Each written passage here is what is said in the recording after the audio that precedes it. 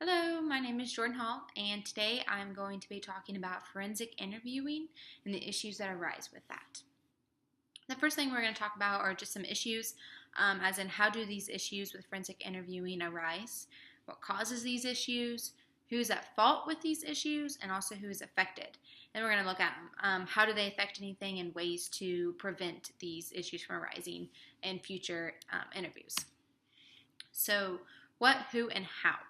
A forensic interview is a strategically structured conversation with a child intended to obtain detailed information about a certain event that the child experienced or witnessed. So, who's involved in this? Well, of course, it's the child, and it's actually a licensed forensic interviewer.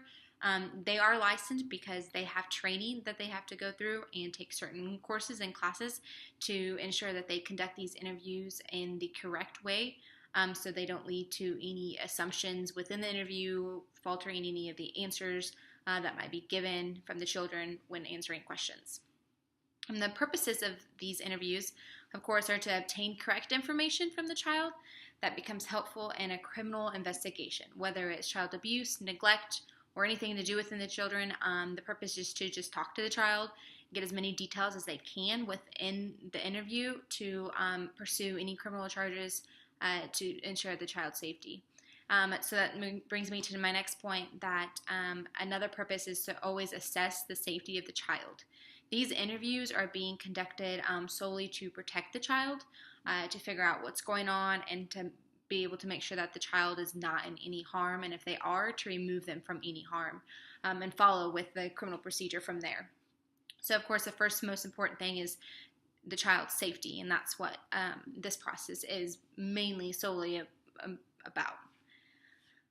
Another purpose of this is to solve any criminal investigations involving the child. Again, first you obtain the information, you assess the safety of the child, and then you move on to solving criminal investigations involving the child. So if you're interviewing a child who has been sexually abused by their mother, of course, we want to ask the questions, get the information, assess if the child has been sexually abused by their mother. If so, how to proceed from that, and to remove the child from the circumstances and prosecute the mother in the most appropriate way. So why do we need forensic interviews? What is it about it that is different from any other interview? So apparently, or obviously, with forensic interviewing, where we are working with children, and you just can't interview them like you would a normal person. They are children. They perceive things different. They're very naive.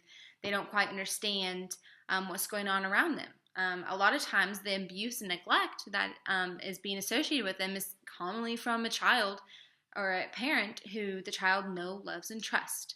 We see all the time that children who go to school and say, well, my dad touches me this way. Why doesn't your dad touch you this way? And other children are just like, I don't know what you're talking about. And it's because that's all that child knows. And why would they ever think that their father would touch them in a way that wasn't appropriate? They know their father, they love their father, and they trust them. They would never think that the child or the father would ever do any harm for the child. So another thing, just no one knows of the neglect. If a child comes to school and they look fed, they're clothed, they're happy at school, they don't know that they're being abused or neglected, and then so no one assumes. And if the child doesn't come to school with, dirty clothes or skinny and didn't eat dinner the past 2 days, or if the child doesn't come to school with bruises or is very secretive about things, we're not going to assume that this child has been abused or neglected at home. So a lot of the time it's hard for, us to even see these things going on. So when we do, how do you approach that? So forensic interview gives the child a safe environment in which they are able to fully disclose any behavior that is being shown to them that is harming them, making them uncomfortable, or making them feel unsafe. A lot of times whenever a child, it's been brought to their attention that they have been abused or they know they're abused, it's something that is not the normal for them. And when they realize it's not normal, they shut down, they close off, they don't want to talk to anyone about this. I fully understand why. So we have to welcome them into an environment that makes them feel safe and comfortable and that they can talk about things. And when we bring them into that environment, It's all on their terms. They speak on their terms. They say what they want to say when they want to say. We can never imply anything or lead them into a conversation that may or may not have even happened in the first place. A big issue that arose a couple years ago, actually in 1983, was the McMartin case. So in August of 1983, Judy Johnson suspected her 3-year-old son was being molested by one of his teachers at the McMartin preschool. So from that, allegations were that the young boy was sodomized with a thermometer by his male teacher, Ray Buckley. This causes other students to come forward with their allegations of being fondled, sodomized, and forced to participation in pornographic films. They also claim that the teachers slaughtered animals and abused them in front of the children. So because of this one case, all these other children go home, tell their family what's going on. The parents start questioning, and they're like, oh, yeah, that happened to me too. And yeah, I experienced this. And there were over hundreds of allegations of students going to the police and saying, this happened to me at the McMartin preschool. By the end of it, 5 teachers were ultimately arrested and charged, as well as the school's administrator, Peggy McMartin Buckley, and the school's 76-year-old founder, Virginia McMartin. So investigation follows, and then in January of 1984, the school was shut down. However, there was no evidence found. No pornographic videos or pictures like the children had talked about in the forensic interviewing. No semen was found where the children said there would be. And there's no source of any animal corpse or blood or anything. A lot of the children said that they would watch the teachers kill and sacrifice an animal in front of the class on a daily basis. No keys to that were ever found for that. This is a short little video here that we're going to watch that kind of talks about some of the forensic interviewing processes that happened during this. Of course, during the case, the prosecuting team hired the Children's Institute International, which is a child abuse prevention center, and the prosecutor requested Key McFarland, who is a social worker, and her team to come in and do forensic interviewing on these children who had made these allegations.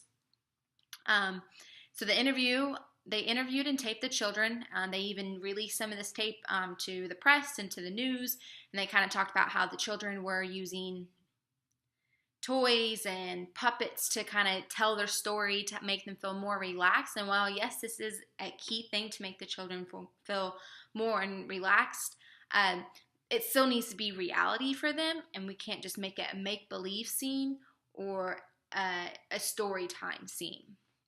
By the end of it, 90% of the 400 children that this team of interviewers and social workers talked to, 90% of them reported sexual abuse to them. And however, the therapist interviewing the children seemed to have coerced the children into fabricating reports of abuse by a lot of open-ended questions, leading questions, and even repeated questions. And some of it, they asked, did your teacher ever touch you in any way?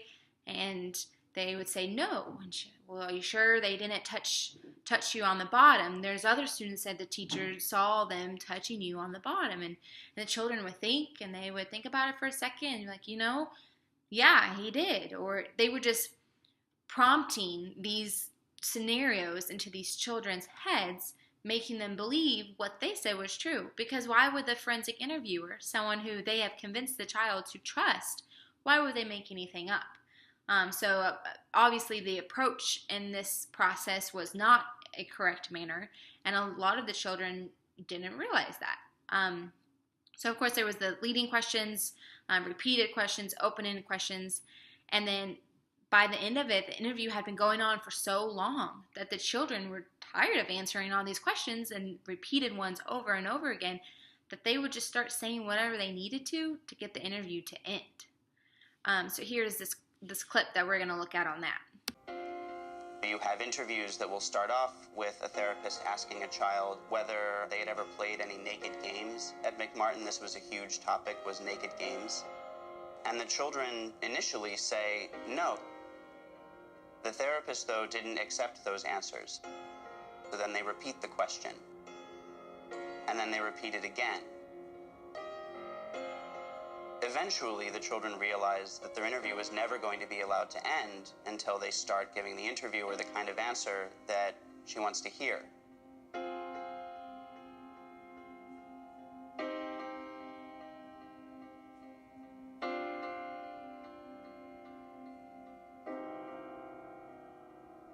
It was obvious in the interviews that all kinds of techniques were highly suggestible, highly pressuring, and is capable of creating false memories of abuse in children. So obviously from this tape, it's kind of disturbing knowing that these professionals were to protect the children, assure and assess their safety. And really, it just seemed like they were just out for the defense and trying to prosecute this case without actually thinking about the children. By the end of it, no prosecuting was actually ever done to those accused, and the charges were dropped.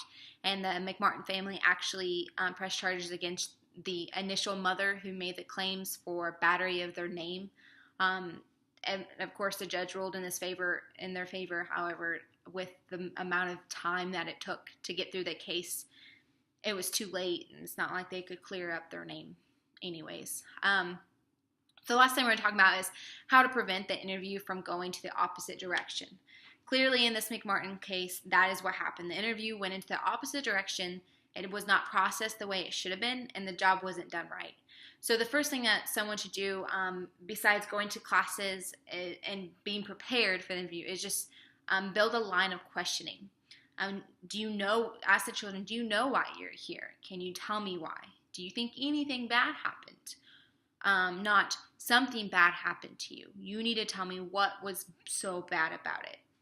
What if it wasn't bad? What if we're implying it was, and the children are like, wow, must be bad. I better tell them something bad that happened. So those are leading questions into the interview that the children necessarily wouldn't even came up with an answering anything like it unless they had initially asked that. And they also need to examine the whole picture, including evidence, documents, and statements. The forensic interviewer just can't go in and assume this is what happened without knowing all the evidence, the documents, and other statements from witnesses or the accused or anything like that.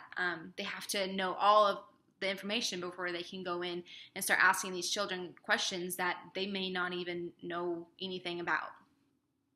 They also have to stay unbiased.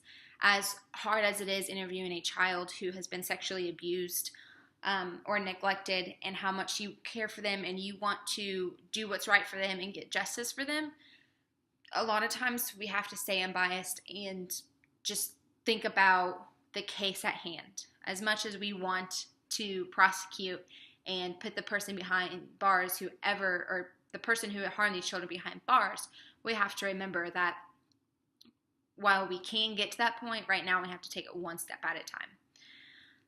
Another thing is just to never suggest and let the children bring up the topic themselves and never imply or assume. So obviously there's a lot of issues that can arise with forensic interviewing if done incorrectly. However, there are many classes and there are many things that you have to go through before you can even become a certified forensic psychologist to process these interviews. I know currently at Missouri State we have a program for that.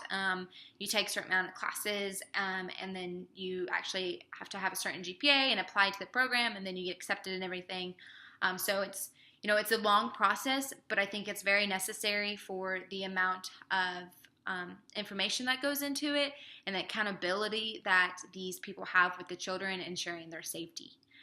So hopefully by the end of this, you're able to understand some of the issues going on with forensic interviewing, but also we're able to figure out the importance of it and why forensic interviewing is so much better with children than just a regular type of interview, just because they are different. We have to approach them and talk to them differently, but also with being respectful and not assuming or applying anything and letting the children talk on their own. Thank you for listening to my presentation. And I hope you have a better understanding of forensic interview. Thank you.